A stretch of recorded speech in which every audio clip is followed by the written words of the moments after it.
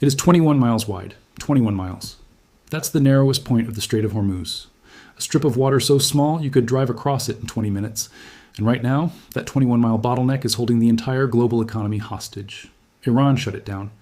And Donald Trump just gave them until April 6 to reopen it. Or he bombs their power plants. This is not a drill. This is not a threat. The clock is already running. Before we go further, if this kind of analysis matters to you, hit like and subscribe right now. It takes 2 seconds and helps more people understand what is actually happening in the world. Now let me tell you why April 6th might be the most consequential deadline in a generation. Let me start with a number. One number that tells you everything. 112. That is the price of a barrel of Brent crude oil as of this week. Up 45% since the war started on February 28th. 45% in less than 30 days. Gold is at $4,424 an ounce. The S&P 500 just posted its 5th straight losing week. Goldman Sachs has raised the U.S. recession probability to 30%, and the VIX, Wall Street's fear index, is sitting at 31, deep in panic territory. All of this because of 21 miles of water. Here is what happened.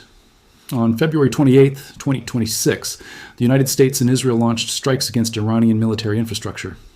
Iran's response was calculated and devastating. They didn't fire back with just missiles. They did something far more surgical. They closed the Strait of Hormuz.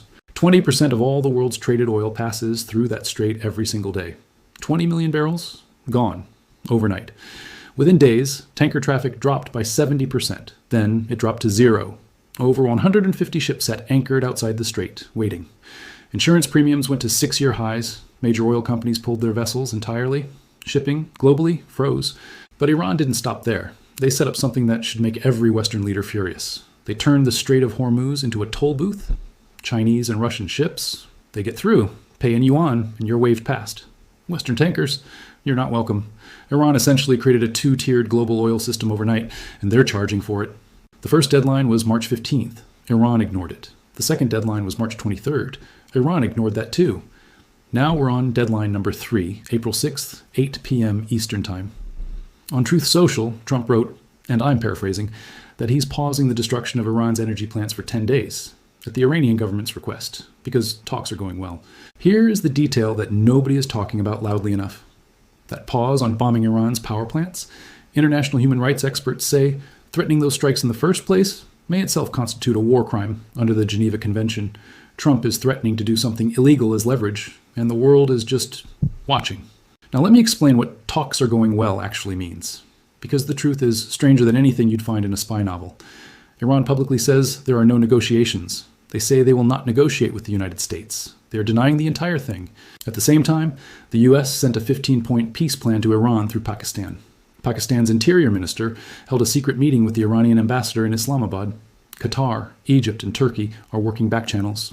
Meanwhile, Trump announced that Iran gave him a goodwill gesture. 8 big boats of oil, he said. Then he changed it to 10. Iran denied that too. So here's what we actually know. Messages are being exchanged, intermediaries are shuttling between capitals, and nobody will admit to any of it publicly. Because for Iran, admitting to talks while being bombed looks like surrender. And for Trump, admitting to compromise looks like weakness. This is geopolitics conducted entirely in the shadows while both sides fire missiles in the daylight. And here's the detail that should make you stop and reread it twice. A Financial Times investigation found that $580 million in bets on falling oil prices were placed just 15 minutes before Trump announced his March 23rd deadline extension. 15 minutes before. The announcement caused oil prices to drop sharply. Whoever placed those bets made an extraordinary amount of money in a very short window. Investigators are now looking into potential insider trading. Someone new. The question is who? Let me tell you what Iran is actually demanding, because their conditions are not what you're hearing on the news. Iran's official position is this: end the aggression. Guarantee it never happens again. Pay war damages.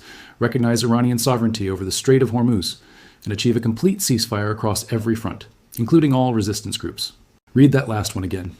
Iran wants the U.S. to guarantee that Israel stops fighting Hezbollah in Lebanon, that Hamas is not targeted, that every Iranian proxy is untouched. They are not just asking for a ceasefire with Iran, they are asking for a ceasefire with the entire Iranian empire. The U.S. response, delivered by Special Envoy Steve Witkoff, was blunt. Iran currently holds 460 kilograms of uranium enriched to 60%. That is enough to build 11 nuclear bombs. Trump's demand: is that Iran permanently abandon its nuclear program and hand over its enriched uranium stockpile. Iran's position is that enrichment is their inalienable right. These two positions are not close to each other. They are not in the same universe. Now, let me tell you, what happens if April 6 comes and goes with no deal? 3 scenarios, and the probabilities should terrify you. Scenario 1, a last-minute diplomatic breakthrough. Oil drops $25 to $30 a barrel overnight. Markets rally. The war pauses. Analysts put the probability of this at 15 to 20%. Scenario 2, Trump extends the deadline again. Markets get a temporary breather. The war grinds on. Analysts say this is the most likely outcome, 45 to 50% probability. Scenario 3, Trump follows through. U.S. strikes hit Iranian power plants, refineries, and energy infrastructure. Iran retaliates against Gulf desalination plants. The strait stays closed. Oil goes to $170 a barrel, maybe $200. Bloomberg Economics models that at $170 a barrel, the impact on inflation roughly doubles. We get a stagflationary shock not seen since the 1970s. Analysts put this at 30 to 35% and rising. Here's the number that nobody wants to say out loud. If the Strait of Hormuz is not reopened by mid-April, the supply disruption doubles. Right now, the world has lost 4.5 to 5 million barrels of oil per day. By mid-April, that becomes 10 million barrels per day. The largest supply loss in the history of the global oil market. Not the largest since the 1970s. The largest ever. The Philippines has already moved to a 4-day work week to conserve fuel. Asia is hoarding and rationing. Europe is facing potential diesel shortages within weeks.